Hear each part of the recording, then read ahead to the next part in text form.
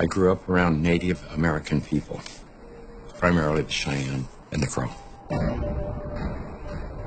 I remember coming home one day and we were going to go into one of the kids' teepees with his parents, and the mother said, "Take those shoes off, they'll make you sick."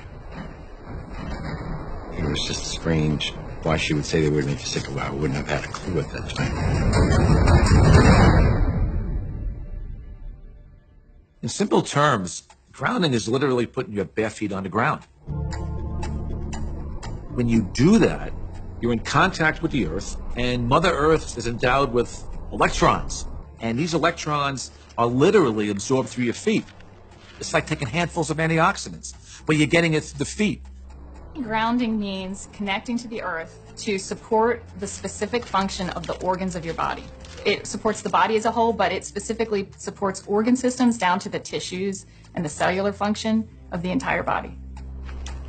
In 1960, we invented synthetic materials.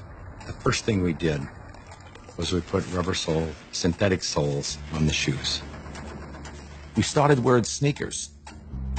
So it's the most common sense thing that we are organisms that live and grow and depend entirely on the earth while we're alive.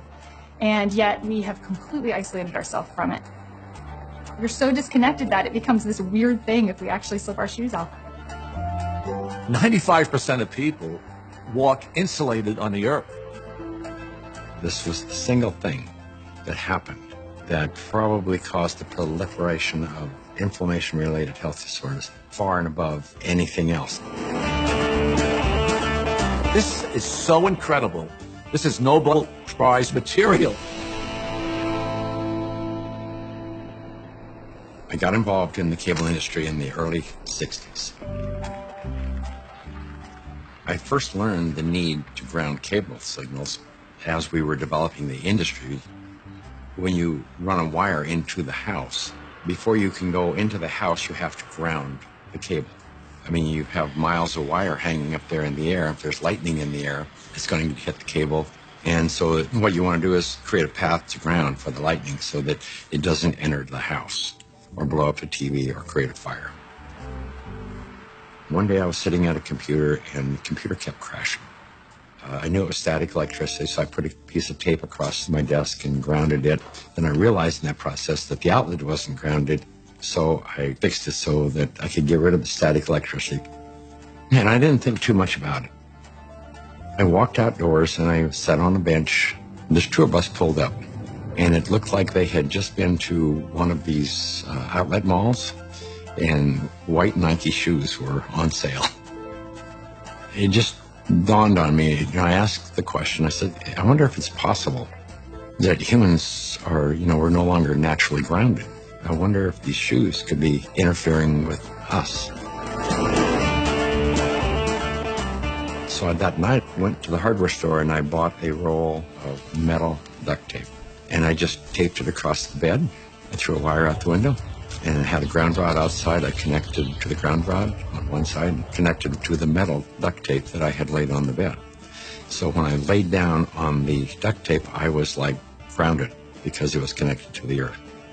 And I woke up the next morning and I thought, holy cow, there's something going on here, because normally for me to go to sleep, I had to take Advil.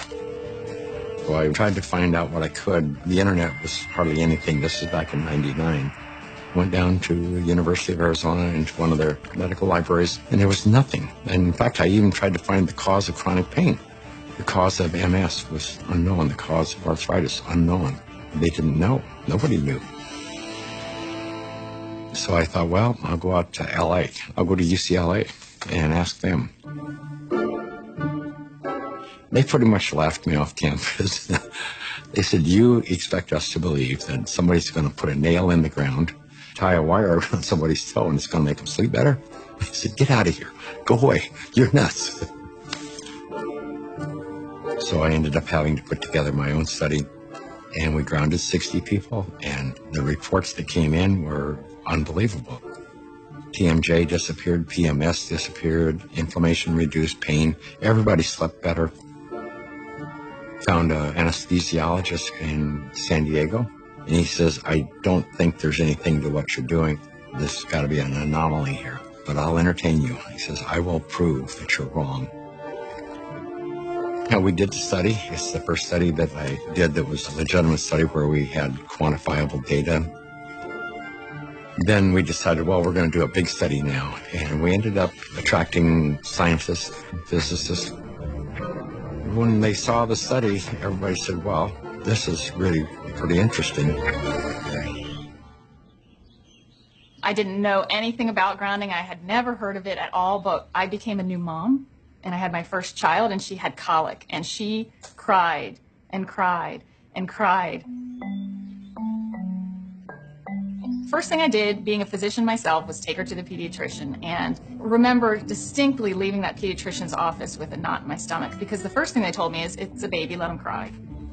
Literally the only time I noticed that she wasn't in pain and the only time I could soothe her was when I was outside and I was barefoot and I had her in my arms. And every time we were outside, she relaxed. I noticed if I did use a stroller or if she was in a car, she was still in pain and uncomfortable. This is not placebo effect. Like, she had no idea if I was wearing shoes or not. She doesn't know that. I'm holding her either way. And I just slowly started realizing this child can only take a nap and feel comfort is if she was on my skin, held skin to skin, and I was barefoot. She'd be dead asleep, and if I stepped in the house and took both my feet off the ground, she would wake back up and the pain response would come back. And I didn't know what it was called, and I didn't at that time feel comfortable thinking about using it in my conventional medical practice, but I just knew that this is what I'm gonna do to help my child. I was working with a mentor of mine, and she recommended that I ground my energy. I didn't know what she meant by ground yourself. So the first thing I did was go home and look it up on the internet. And through doing a search about grounding, I found Clint Ober's work and the book about earthing. And I realized that it's a real thing and a real healing modality with tons of medical literature behind it. I first learned about grounding maybe 12, 13 years ago through one of the trainers for the Tour de France team from the U.S., and he was using it with many of their athletes and with surprising results. And I think that surprising best summarizes my response to it because it didn't seem to make sense. I think I became a believer once I started to explore the science. If you take a microscope and you look at a piece of wood and you go down, down, down, all of a sudden there's nothing there. There's molecules, but they're not even connected. What's holding them together? What's the force that's holding everything together? Our body is electrical. This is all electronic equipment. The heart, the lungs, the brain. I mean, this is electrical equipment. It's all electrical. Everything is electrical. Unbeknownst to us, we live inside a battery. The surface of the Earth is charged negatively, and the ionosphere, which is a layer of the atmosphere about 60 miles up, which is ionized by the sun, meaning that the rays of the sun are so strong that they split the molecules into a positive charge and a negative charge.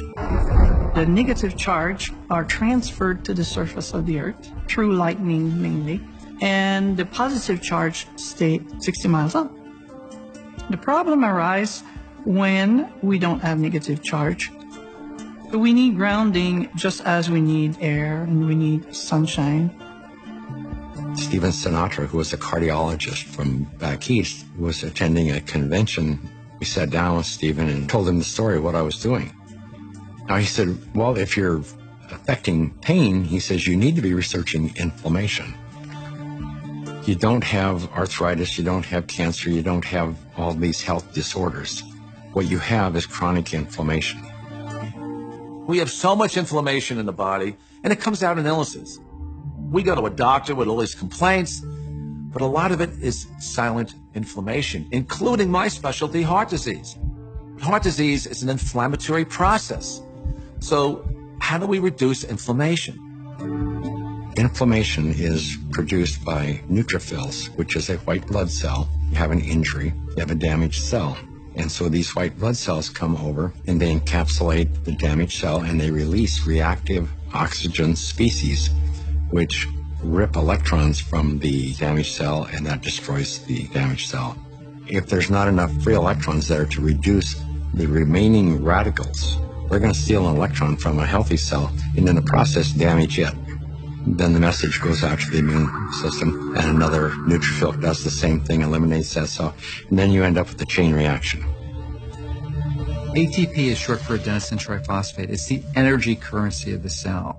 So we're bioelectrical beings. That's the currency of our body. That's how it works. That's how we run our biological systems, is by generating this electrical energy that's transferred. And when we connect to the earth through a conductive surface in some way, there's a transfer of electrons that slowly go into our body.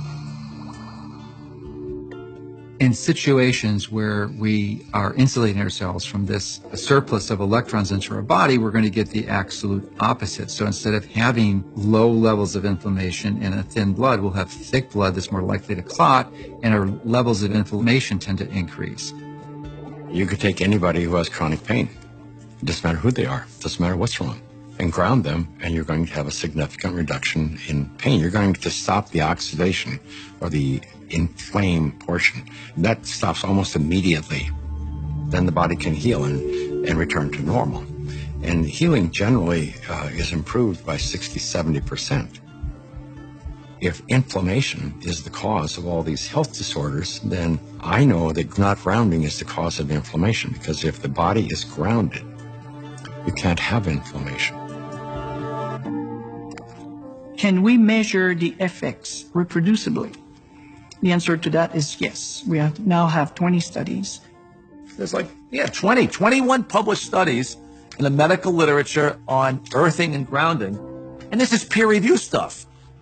In simple terms, what earthing does is literally it quenches the fires of inflammation. And if inflammation is the source of all root illnesses, including Alzheimer's disease, cancer, heart disease, diabetes, I mean, the list goes on and on. If you can impact inflammation and, squelch it, kill it, stop it, we're going to be healthier beings. So, why hasn't it caught on in mainstream? I can only say it will.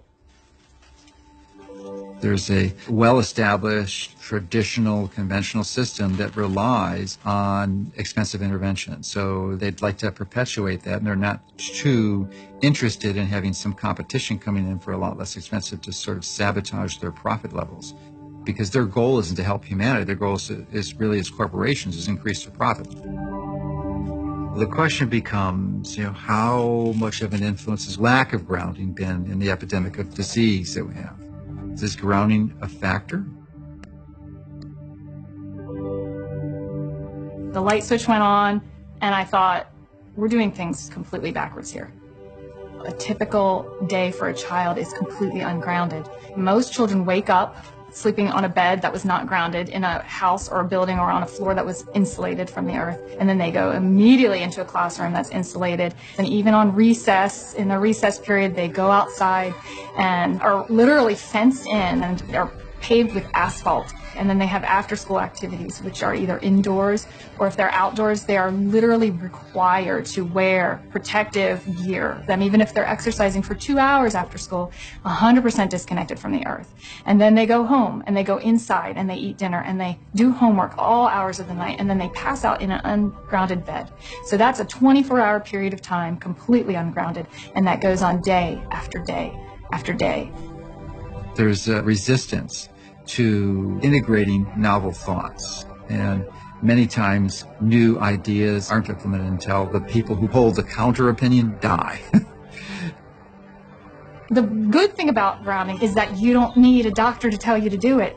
You do not need a physician to recommend it to you. You can try this anytime. It is your birthright because you live on the earth. I ground every day. Hey, I want to be connected to the earth as much as I can. I would say about 95% of the day I am grounded because I believe it's just a no-brainer. Go outdoors, take your shoes off, stand barefoot on the earth, or sit on the earth, put your feet and your hands on the earth, and you will instantly notice the pain and inflammation begin to drain from your body. I got my life back is probably the most common refrain that I hear. Thank you, I got my life back. I got my life back.